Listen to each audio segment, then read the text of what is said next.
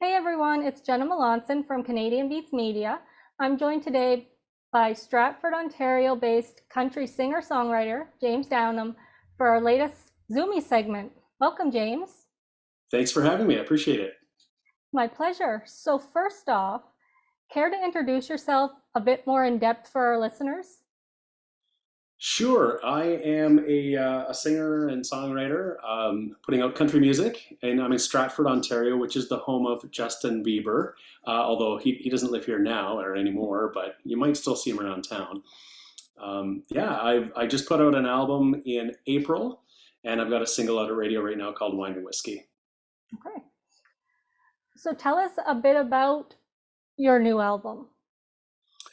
Sure, I recorded 14 tracks, which is probably a little bit different than a lot of artists are doing right now. A lot of folks are focusing on singles, and part of the reason for that is because it's expensive to put out music, and one of the ways to try and recoup your investment is to get it out to radio and get people listening. I just wanted to be able to put out music that didn't necessarily neatly fit in that little box for country radio, right? When you're going to put a song out to radio, it's got to be a certain number of things, I suppose, in order for it to get picked up. And I write, I guess, a broader range of music, some stuff that um, hopefully it's all good, but not necessarily. It's not going to tick all the boxes for radio. And some of the stuff that I do is veers a little off of mainstream country too. So I put that out in April. Several of the tracks are previous radio releases. So I did a duet with Amanda Kind called We're Okay. Mhm. And that was back in actually 2021. That was the first single off of this, and then followed up by other tracks, One Mile at a Time and Raised On. And then most recently, coinciding with the release of the album, was Wine and Whiskey. But there's another 10 tracks on there that people might not have heard, and I'd love for them to give it a spin. For sure. So you're set to play the Neon and Denim Country Showcase in Toronto on July 15th, which is presented by Dave Woods. So what can someone who hasn't seen you perform live expect from your performance? Ooh, great question. Well, I mean, hopefully they will really enjoy it. I'm doing four songs each. I think each of us is doing four songs, three originals and a cover.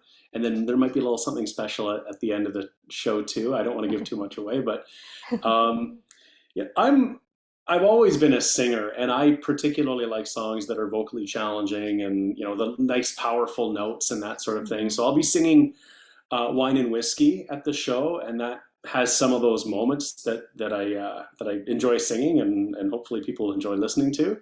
Um, uh, I'm gonna sing a cover tune. I'm gonna sing "Live Like You Were Dying" by Tim McGraw. So Okay. I spent 12 years before I started doing my own music as a singer in a Tim McGraw tribute act. So Okay. um, I really identify with his music, and I sang it for a lot of years. So and that, of course, I mean, it's a fantastic song. So Hmm. yeah, Awesome. I wish I was there now. it's just a short flight from Nova Scotia. I think you can make it. Oh yeah. So you'll be joined by five other extremely talented Ontario-based country artists. But what I want to know is who you would add to the showcase if you could. Oh wow. Well, I mean, for me, I think it's an easy answer. If I was going to add someone to the showcase, I would want to add Amanda Kind. And I mentioned that I did a duet with her back in 2021, Mhm. but she is a phenomenal vocalist. I mean, she is a powerhouse singer. She's got some fantastic songs. I would love to get the opportunity to sing "We're Okay" with her, because that's another Mhm. song with some really powerful moments. But I had her sing open for me when I did my CD release party, or my album release party, in April. Um, and we did the duet, but I was just looking forward to sitting there and watching her play in the audience, right? So Yeah. anytime I can get a chance to hear Amanda sing, I love that. So for your listeners here, if you haven't heard Amanda Kind, you got to go onto Spotify or any place and go and listen to her. She's fantastic. Agreed. So Dave Woods is no stranger to putting on songwriting showcases and other showcases. So what's your favorite part of being involved in his showcases? I guess they're very much like presented like in writers' rounds. That's a lot of the kinds of things that he does, and I enjoy participating in them and watching them because I want to hear more about the songs. I want to hear the stories. I want to hear what inspires other artists, and so I really like that. I mean, he does sort of a lot of times a sort of an interview style Hmm. live music performance. It's really neat. So he usually hosts them, and it's just not that he's just putting on the show. He's part of the show too. Hmm. So again, I'm looking forward to this show with these artists to just hear more about the stories behind the songs and their music and their process for writing too. How have you been in a lot of his showcases? I've done one. Okay. I've been to a few, but I did one. He does them in Oakville at the Moonshine Hmm. Cafe, and another series of concerts that you should try to get out here to see too. But and they're great. I just love seeing that format. It's a very cozy kind of venue too, so it's very intimate. But yeah, it's I'm looking forward to this show. This will be different, of course, because a lot of those Hmm. shows are acoustic performances. Yeah. This we've got a killer band backing us up, and so it's going to be a lot of energy in this for sure. Awesome. So what else do you have up your sleeve for 2023? Oh, good question. I've got a couple more singles to radio that I'm looking to do. So they're both on the album, but I really tried to put like a strong collection of songs on there. So later this month, I've got a song coming out called "Full Speed Ahead." And then I think in the fall, I will release as a single the song off my album called "Unwind," which when the album came out was added by the Spotify editors to a couple of their editorial playlists, which is pretty awesome. Okay.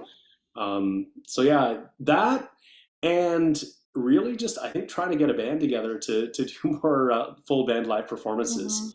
I had a band prior to COVID. I think everybody's kind of doing their own thing, and so now that I've got this album that I want to support and I want to get out there and play more shows, I think I need to get some folks to back me up on that. So that's part of what I'm up to right now. Okay. So the next five questions are just for fun. Who was the first Canadian band or artist to catch your attention growing up? Oh, okay, good question. Well, I mean, I grew up. I went to high school in the '90s, and so I mean, I was big into the Tragically Hip, Hmm. and Moist was another Yeah. band. So I don't know who first. Maybe it was the Tragically Hip. Um, I was definitely into rock at the time, like the Tea Party and Our Lady Hmm. Peace and those all those bands, but probably the Tragically Hip. At the showcase, there will, well, you already answered this one. I was going to say, which song would you cover if given the chance? Um, okay, we're going to skip this one. No problem. What was the first country song you sang in public? Ooh.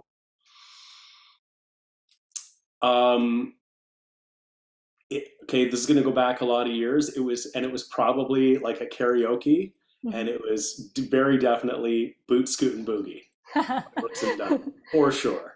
Okay. What's your favorite thing about being a musician in Ontario?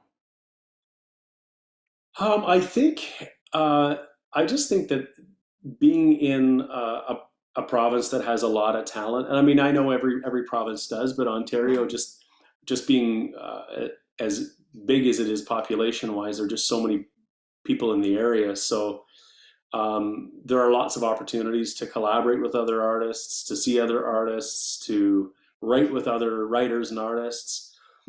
I I think I think that's it, but I'll expand this to say not just Ontario, but really Canadian. Like I just find that the country music community is truly a community in this genre in Canada. Yeah. And I mean, when you compare Canada to the States, Canada is not all that big, really. Like Yeah.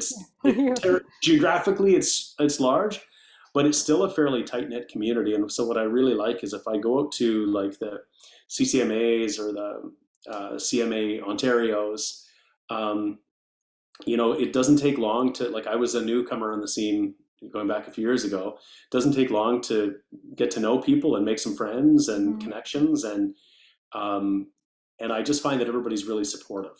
And Yeah. so I think that's probably what I enjoy about being a country artist in Ontario and in Canada. I don't know that that exists in other genres. I think country is special. It's different. You, I think you're right.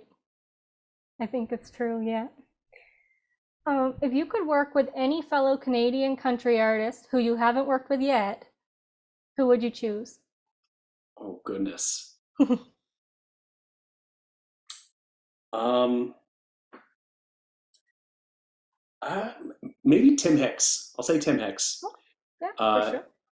I mean, he just keeps putting out great songs and keeps putting out hits, and just when I think I haven't heard from him in a while, he just comes out and he's just all over the Yep, place. it's And true. so I just think he'd be a fun guy to work with. Yeah. Okay, and last but not least, if you were to take someone out in your hometown or where you live now, what is one place you would definitely show them? Oh, I think it would be Queens Park. So downtown Stratford, there's the Lake Victoria. It's called. It's basically a river, I guess.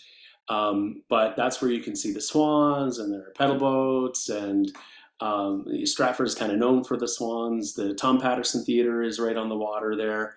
It's just a very Stratford place. It's green and got water, and it's just a cool place to be. Sounds Yeah. pretty peaceful. Okay, so that's it for Zoomies. Thank you for joining me and have a great time at the showcase. Thank you.